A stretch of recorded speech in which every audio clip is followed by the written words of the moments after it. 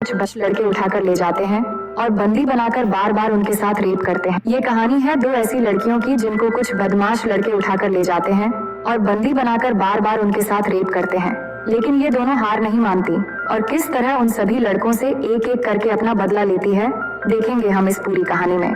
So hello दोस्तों, मेरा नाम है इशिता और इस कहानी की शुरुआत में हम दो खूबसूरत लड़की कैटी और नैन्सी को देखते हैं जो एग्रीकल्चर की स्टूडेंट है और अब वो आगे की स्टडी करने के लिए न्यूयॉर्क की एक फार्म में जाने वाली थी, इसलिए दोनों बहुत ज्यादा खुश थी और दोनों आपस में बात करती है कि इस बहाने हम यूरोप भी घूम लेंगे और वहाँ बहुत सारी शॉपिंग भी करेंगे। अब अगली सुबह दोनों को लेने के लिए उनके अंकल जेसन आते हैं जो कि एक FBI एजेंट है।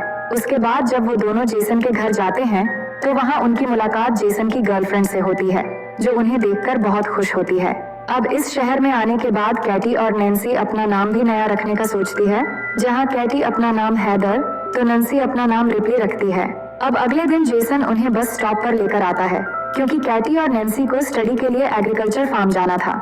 यहाँ पर जेसन इन दोनों के साथ ही न्यूयॉर्क जाने वाली बस का वेट करने लगता है, लेकिन कैटी जेसन को कहती है कि बस कुछ ही देर में यहाँ आ जाएगी, आप अपने काम के लिए निकल जाएं, हम पहुँचते ही आपको मैसेज कर देंगे। जिस पर जेसन उन्हें कहता है कि तुम कोड वर्ड इस्तेमाल करना जिससे मैं समझ जाऊंगा कि तुम दोनों सेफली पहुँच गए हो। जिसके बाद कैटी कहती है कि मैं एप्पल वर्ड यूज करूंगी, लेकिन जेसन कहता है कि तुम हर बार अलग अलग अल्फाबेट यूज करना ताकि कोई तुम्हारे कोड वर्ड को न समझ सके। अब यहाँ पर रोड से गुजर रहे दो लड़के कैटी और नैन्सी को देखते हैं, तभी जेसन भी अपने काम के लिए वहाँ से चला जाता है और उसके जाने के बाद कैटी और नैन्सी पास के एक रेस्टोरेंट में कॉफी पीने जाते हैं जहाँ पर वो लड़के भी आ जाते हैं जो उन्हें कुछ देर पहले देखकर गुजर रहे थे। इनका नाम जेड और ल्यूकस है और वो दोनों कैटी और नैन्सी से बातें करने लगते हैं जिससे कैटी और नैन्सी उनको अपना नाम हैदर और रिप्ली बताती है। कैटी उन्हें बताती है कि हम न्यूयॉर्क के एग्रीकल्चर फार्म स्टडी के लिए जा रहे हैं, जिस पर जेड कहता है कि हम भी वहीं जा रहे हैं और अगर तुम दोनों आना चाहो तो आ सकती हो, लेकिन कैटी उन्हें उनके साथ जाने से मना कर देती है। पर जब वो दोनों उठ के जा रहे होते हैं तभी नैन्सी कैटी को उनके साथ जाने के लिए मना लेती है और दोनों उनके साथ चली जाती है। लेकिन यहाँ हम देखते हैं कि जेड और ल्यूकस दोनों को फार्म न ले जाकर अपने घर ले जाते हैं जो कि जंगल के एकदम पास हैं।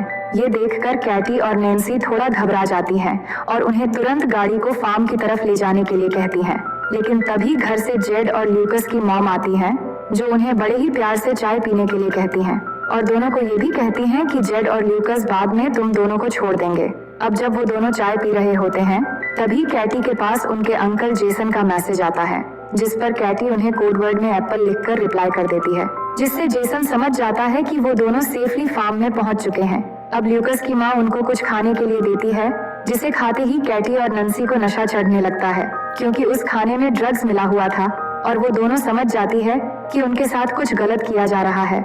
जिसके बाद वो दोनों वहाँ से भागने की कोशिश करने लगती है, लेकिन थोड़ी दूर जाकर वो बेहोश हो जाती है। जिसके बाद जेड और ल्यूकस आकर उन्हें उठाकर वापस अपने घर में ले आते हैं। अब अगले दिन जब उन्हें होश आता है तो वो दोनों खुद को एक जंगल में पाती है और उनके हाथ लोहे की जंजीरों से बंधे हुए थे। ये देखकर दोनों बहुत ज्यादा डर जाती है और हेल्प के लिए चिल्लाने लगती है। तभी वहाँ जेड आता है और उन्हें बताता है कि तुम जंगल की एक ऐसी जगह पर हो जहाँ दूर दूर तक कोई भी इंसान नहीं है, इसलिए तुम्हारे चिल्लाने का कोई फायदा नहीं है। अब कुछ देर बाद वहाँ बोरिस नाम का एक आदमी आता है जो कैटी को उसका फोन दिखाता है और कहता है कि तुम्हारे फोन पर किसी जेसन नाम के आदमी ने मैसेज किया है जिसे तुमने पिछली बार मैसेज में एप्पल लिखकर भेजा था।